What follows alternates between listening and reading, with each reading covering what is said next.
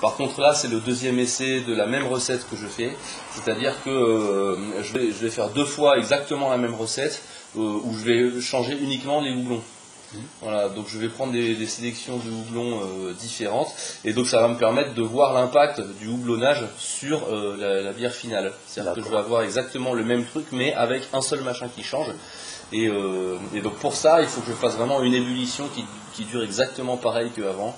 Voilà, j'ai pris exactement la même sélection de malt qu'avant, comme ça j'ai vraiment le même truc, mais qui va varier à un seul... Plusieurs recettes, hein, c'est-à-dire que dans la brasserie, là actuellement, j'ai 8 bières différentes. Chaque recette, voilà, elle a été mise au point selon un processus et des ingrédients particuliers. Après, d'un brassin à l'autre, il m'arrive parfois de faire varier un tout petit peu certains aspects, de façon à essayer d'améliorer, quoi, à faire quelque chose d'un peu différent pour voir en quoi c'est mieux et qu'est-ce qui peut être amélioré. Mais tout ça dans des proportions suffisamment faibles pour que quand même d'un brassin à l'autre, le client reconnaisse retrouve le goût. Voilà. D'accord. Donc là c'est juste un brassin expérimental, donc c'est de la bière que j'aurai pour ma consommation personnelle. Voilà, déjà ça fait plaisir. D'accord. Et puis voilà. Donc là on arrive à la fin de l'ébullition. Hop, je vais couper le feu. Tac. Je vais ajouter les houblons aromatiques. Donc ça c'est des houblons qui vont apporter des notes d'agrumes.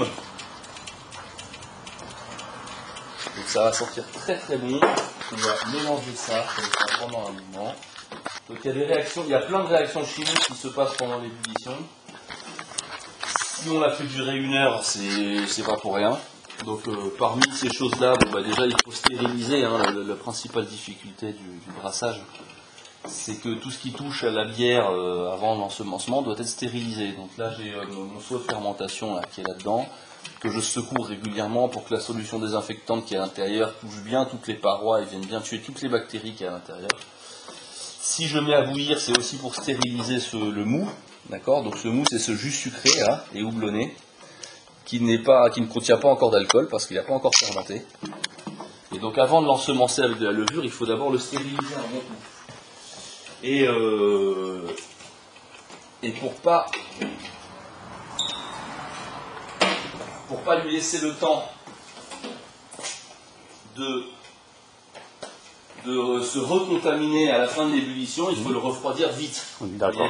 Donc c'est pour ça que je ne peux pas me permettre de le laisser refroidir comme ça tout l'après-midi. Non, là, il faut un serpentin refroidisseur récupéré. Donc ce que je fais, c'est que hop, ça. Tac. Mon serpentin, je le branche à mon robinet. Et c'est parti. Et donc là, j'ai de l'eau froide qui rentre là-dedans. Donc là, vous voyez, il y a de l'eau très très chaude là qui est en train de sortir.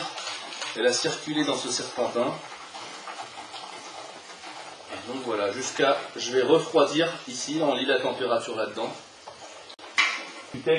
Mais donc en gros, voilà, là j'ai de l'eau là qui circule là-dedans, qui vient refroidir le mou, qui ressort chaud ici. Cette eau-là, je vais la récupérer pour mon prochain bassin de 500 litres parce que il y a un bon 80 litres d'eau qui va passer là-dedans, donc je vais pas les balancer directement. Et puis là, on voit la température là, qui était à 100 degrés tout à l'heure et qui descend petit à petit. Pendant ce temps-là, je secoue ça, bien tout désinfecté.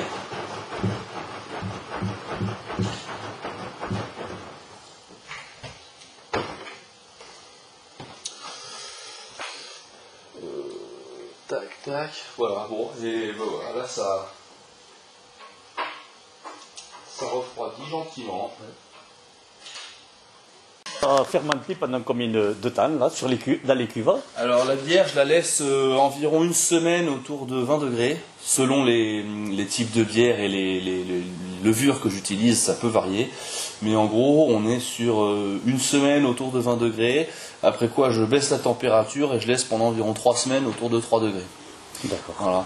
Et donc pendant cette première étape autour de 20 degrés qu'on appelle la fermentation primaire, les levures elles vont commencer par se multiplier dans le mou et une fois qu'elles se seront multipliées, elles vont commencer à manger tous les sucres qu'on a mis au début qu'on a fabriqué au début du brassage pour fabriquer de l'alcool.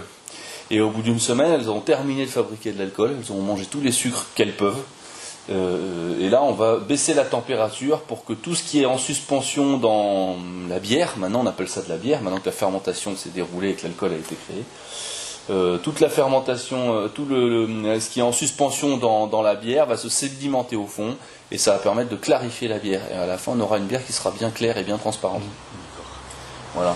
Et là, je vois, vous avez quelques cuves. Donc, ces cuves par rapport aux bières, pour ne pas les mélanger, comment ça se passe là? Alors, là, vous avez les deux cuves qu'on a au fond de la brasserie, c'est les cuves que j'utilise pour brasser.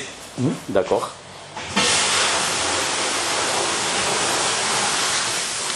C'est les cuves que j'utilise pour brasser. Quand j'ai fini de brasser, je passe le mou que j'ai fabriqué, donc ça fait 500 litres en un brassin. Je passe mes 500 litres de mou dans l'une de ces 4 cuves de fermentation et le mou reste en cuve de fermentation pendant 4 semaines. Au bout de 4 semaines, je travaille en même temps. Au bout de 4 semaines, quand j'ai terminé de fermenter, je passe la bière dans cette cuve-là, qui est une cuve de sucrage. Je rajoute justement du sucre et un petit peu de levure et je relie le sucre à cette machine-là que j'utilise pour embouteiller la bière. Donc on a de la bière plate qui contient du sucre et de la levure, que je vais embouteiller et capsuler. Et ces bouteilles, je vais les maintenir dans une chambre chaude autour de 20-25 degrés pendant 2 semaines.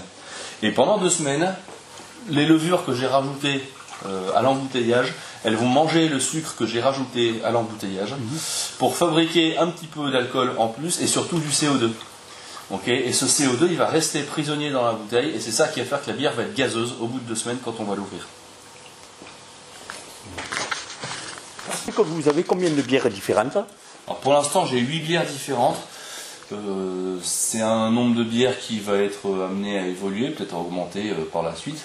Mais en gros, j'ai 2 gammes différentes. J'ai ma gamme classique où j'ai la blonde, l'ambrée, la blanche et la brune. C'est des bières que j'essaie d'avoir tout le temps, enfin que j'ai tout le temps. Et à côté de ça, j'ai une gamme de bières spéciales, où je fais des bières un petit peu plus originales. D'accord. J'ai une IPA notamment, qui sont des bières avec des arômes très puissants qui sont donnés par les houblons qu'on ajoute non seulement pendant l'ébullition mais aussi pendant la fermentation. J'ai une bière à la poire, où c'était une bière, je voulais avoir une bière aux fruits dans ma gamme. J'ai une bière au miel aussi, parce que j'adore le miel. Et j'ai une bière au gingembre aussi, qui vient donner des petits arômes épicés aussi qui me plaisent beaucoup. À Noël, je fais une bière de Noël. Et là, je travaille à une nouvelle référence que j'espère sortir pour printemps-été. C'est la bière que je suis en train de brasser à titre expérimental aujourd'hui. D'accord. Un genre de bière que je n'ai pas inventé, mais c'est un genre de bière que j'aime beaucoup et qui n'apparaît pas dans les références que je fais jusqu'ici. Donc ça va vraiment faire une bière qui est différente de celle que je fais jusqu'ici. Donc c'est une bière qui va vraiment avoir sa place dans ma gamme. D'accord. Histoire de ne pas avoir 2 bières qui se ressemblent trop. Il faut vraiment que chaque bière soit vraiment différente l'une de l'autre.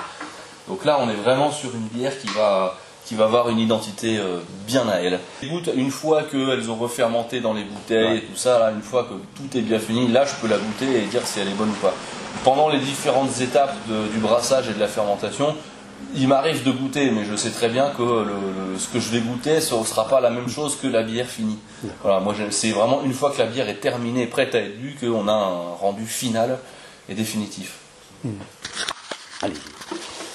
Donc oui, une fois que la bière est mise en bouteille, j'ai un ami à moi qui s'appelle Tom C, qui est le designer des étiquettes de la Walbrew. Et donc c'est lui qui conçoit toutes les étiquettes et toute l'identité visuelle des bières. Et donc ce graphiste-là, Tom C, c'est un graffeur de mon collectif dont je fais partie, qui s'appelle le collectif Wallbusters. et dont est issu le nom de la brasserie. La brasserie Walbrew, ça vient du nom du collectif Wallbusters, qui est un collectif d'artistes urbains, voilà, notamment dans le graffiti. Et voilà. On peint des grandes fresques ensemble, et voilà, il y a plusieurs décorations murales que vous pouvez voir dans les rues de Tarbes, voilà, qui ont été réalisées par nous. Voilà. Et une étape aussi que je fais, c'est que c'est l'aération du mou. Vous voyez, là j'ai une pierre de carbonatation qui est là. Et j'ai une petite pompe avec un filtre qui retient les bactéries. Ouais.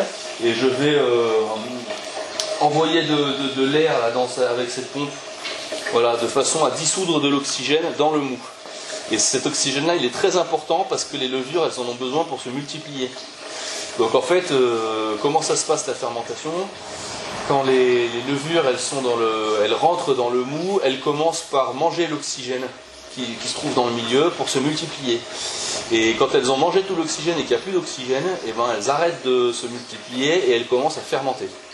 Donc en fait, il faut que le milieu soit bien oxygéné pour que les levures puissent se multiplier et bien coloniser tout le milieu de ça. Si la bière est mal oxygénée, et ben, on n'aura pas assez de levures vivantes. Et donc elles vont fermenter, mais ça va être très long, elles fermenteront jamais tout, elles finiront par mourir avant même d'avoir mangé tout le sucre, et on aura une fermentation qui ne sera pas finie. Et ça va donner des petits arrière-goûts qui ne seront pas bons. Et voilà, donc il est capital pour la fermentation d'avoir une bière bien oxygénée. C'est pourquoi j'utilise ça. Donc ça, je vais passer une demi-heure. Là, pendant une demi-heure, il va y avoir une petite pompe qui va envoyer de l'air là-dedans. Pendant ce temps-là, je vais aussi saupoudrer la levure qui est là-dedans à la surface du mou, et je vais la laisser reposer pendant une demi-heure pour qu'elle s'hydrate tranquillement. Ouais, la levure, c'est un champignon, c'est un organisme vivant, quoi. Donc c'est pas un ingrédient, c'est vraiment un truc qu'on ajoute et qui vient travailler, quoi. Donc il est très important de ne pas la stresser, de vraiment la choyer, la caresser dans le sens du poil. Et donc il faut éviter les variations de température trop brutales, éviter les températures trop extrêmes. Il faut vraiment être dans les conditions pour que la levure puisse travailler correctement. Je vous écoute, vous disiez, pardon. Donc là, au-dessus du seau, là, je mets ce qu'on appelle un barboteur, vous voyez, qui ressemble à un petit siphon là, qui contient de l'eau. Ok, et ce petit siphon, on le place ici parce que pendant la fermentation, il y a du CO2 qui va être fabriqué par les levures. Il va s'échapper, il va se monter au-dessus de la bière et il va avoir besoin de s'échapper, d'accord? Mais en même temps, on ne veut pas que l'air ambiant de la pièce, qui contient des bactéries qui sont susceptibles de contaminer la bière, on ne veut pas que cet air rentre dans la cuve. Du coup, on met ce système de barboteur qui permet au CO2 de s'échapper comme ça, vous voyez, et en même temps, qui empêche l'air de rentrer. Voilà. Donc une fermentation, c'est ça. Hop, on voit le truc buller. Et comme ça, ça me permet de diffuser de l'oxygène dans le mou. Okay, il faut qu'il y ait de l'oxygène dans le mou pour permettre aux levures de se multiplier quand je vais semencer. D'accord ? Donc je vais laisser ça comme ça une demi-heure. Il y a un autre truc que je... sinon, pour une vingtaine de litres comme vous avez fait là, il faut compter en gros combien d'heures? Combien d'heures? Alors là, j'y suis depuis 9h ce matin. Donc là, il est, je ne sais plus trop quelle heure, mais il faut compter plusieurs heures, quoi. Mais de toute façon... c'est pas du travail, c'est du plaisir. Ouais, voilà, bien sûr.